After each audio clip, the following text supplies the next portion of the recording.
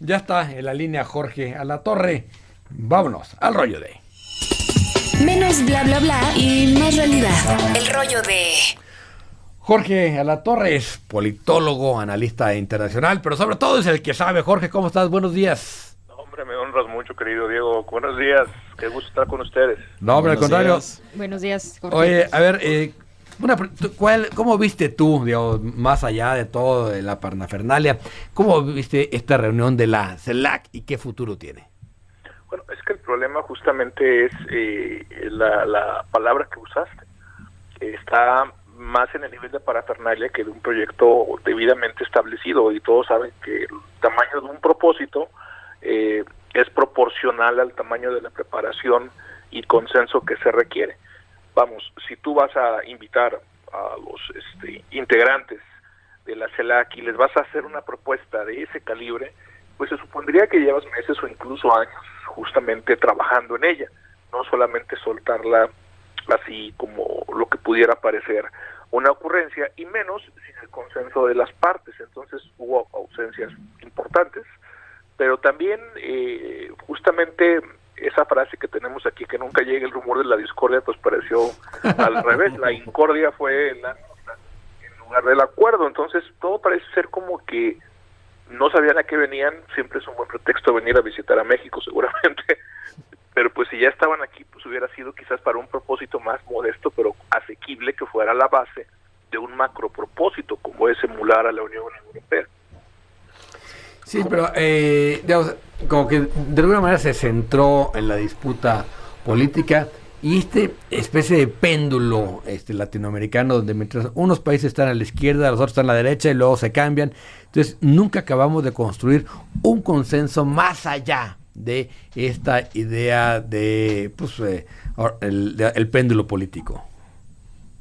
Tiene que ser justamente basado no en nociones de derecha o de izquierda si queremos que esto prospere, sino en nociones que sean, en la medida de lo posible, refractarias a esos vaivenes políticos, que tengan de fondo un objetivo tan deseable y tan viable como para que pueda ser continuado más allá de los péndulos. Ahora, incluso las estructuras que nos llevan décadas en este esfuerzo, cuando digo décadas hablo de más de 6, desde la Unión Europea, claro, fueron retadas ante el famoso Brexit. Entonces incluso los pasteles más cuajados se caen, ya no digamos los que estamos apenas metiendo los ingredientes. Jorge, ¿qué tal? Buenos días, gracias por estar con nosotros. Augusto, encantado. Uno de los asuntos que sería centrales para que esto más o menos prosperara sería partir de un diagnóstico, pero de un diagnóstico real que, como tú dices, no se cocina 3 meses antes de una reunión de esta magnitud, un diagnóstico político, un diagnóstico económico, un diagnóstico social y, por supuesto, un diagnóstico geopolítico, porque más allá de las intenciones, China tiene muchísimos intereses en la región, Estados Unidos no se diga, y es ahí donde está la disputa y donde en el cada quien se rasca con sus propias uñas, cada país voltea a ver a su referencia, que tiene que ver con prosperidad económica, que tiene que ver también con influencia política. Definitivamente, esta es una región geoestratégica, es un perogrullo mencionarlo, y los intereses reflejados en la inversión que ha metido China tanto en Latinoamérica como en África son francamente impresionantes. Particularmente en Cuba se nota una infraestructura y una inversión muy fuerte de China, pero no solamente ahí, sino también en Brasil, también en Perú. Vamos, esto es un tablero que involucra una gran cantidad de jugadores con un poder de presión sorprendente. ¿Cómo lograr mover las piezas para evitar ser capturados por esos grandes intereses o moverse dentro del margen que lo permite? Requiere un talento de estadistas que en este momento no lo veo. ¿Cómo estás, Jorge? Buenos días. Te saluda Pati y gracias por estar aquí en el espacio.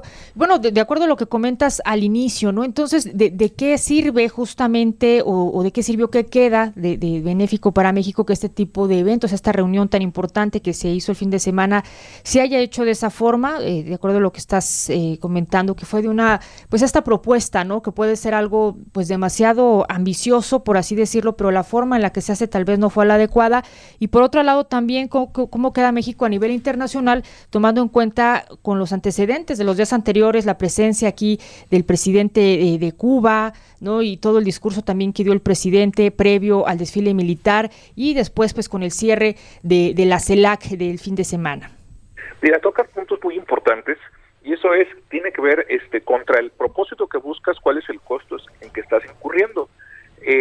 No creo que el presidente haya creído que en esta cumbre se iba a firmar, no lo supongo así ingenuo, pero sí utilizó este evento como una buena cantidad de movidas políticas que hace, en el sentido de usar más lo simbólico que lo práctico, mandar un mensaje a su base más aguerrida, que tiene cierto romanticismo por las izquierdas de los 60s, independientemente, hoy 50s, independientemente de su origen democrático o no, sí.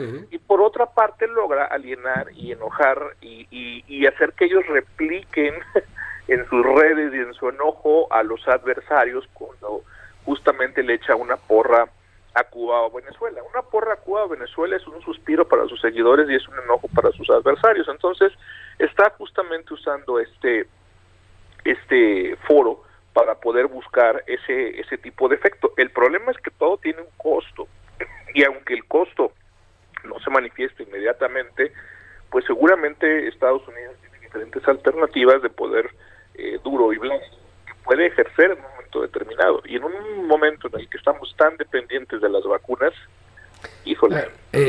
Justamente, Jorge, aquí pareciera que se combinan dos cosas.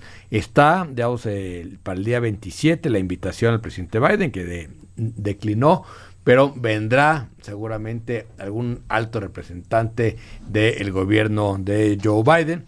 Y por otro lado, la especulación de que pues ya Cuba transferiría la patente de la vacuna para que se haga en México, porque te acuerdas que la famosa vacuna mexicana, que ya estaba a punto de salir del horno, pues nomás no salió. Ventiladores, ¿no? Sí, bueno, los ventiladores, eso sí los construimos, nomás no jalaron, pero la vacuna no llegó. Están muy buenos, nomás no sirven. Sí, bueno, mira, efectivamente la patria se perdió, la patria no llegó, pero pues no sé hasta qué punto está justamente probada la eficacia de la famosa soberana, creo que le llaman. Hay, justamente hablando del poder simbólico, muchas leyendas cuya veracidad está por ser comprobada respecto de la medicina cubana, las cuales también pues son cuestionadas o alabadas dependiendo en buena medida de la simpatía o antipatía al régimen. Aquí el problema es que Cuba no estaría necesariamente en la misma posibilidad de apoyarnos como otras alternativas.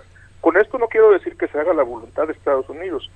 Quizás una de las variables más interesantes de política exterior mexicana fue navegar ese péndulo durante la Guerra Fría, en donde efectivamente se marcaba una especie de liderazgo, pero se tenía mucho cuidado con las consecuencias de cada movida o cada declaración.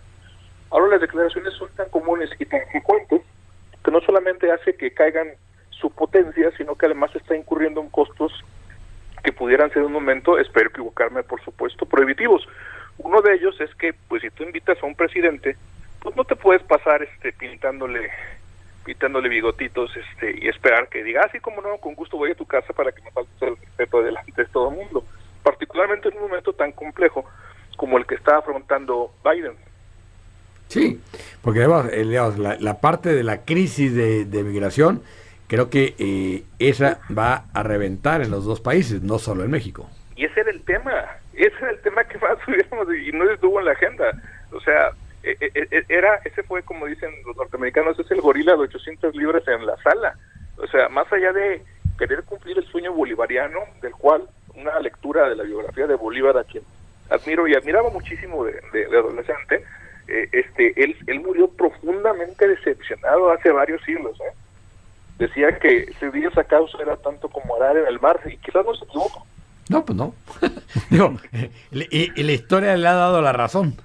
Pues sí, la verdad es que Bolívar de repente tuvo un delirio en el Chimborazo, en aquel monte que no se volvió en una realidad dentro de lo que era la política justamente de lo que fue la Gran Colombia. Ya llegamos toda Latinoamérica. Yo creo que sí está muy bien justamente un propósito de integración dentro de los límites de lo razonable y que permita beneficios mutuos. pero francamente no se vio esta cumbre como un momento en el que entre los países acordaran lanzar una comisión que estudiara con seriedad este propósito y sus alcances. Jorge, por último, hoy Enrique Quintana en su columna en El Informador titula AMLO le jala los bigotes al tío Sam.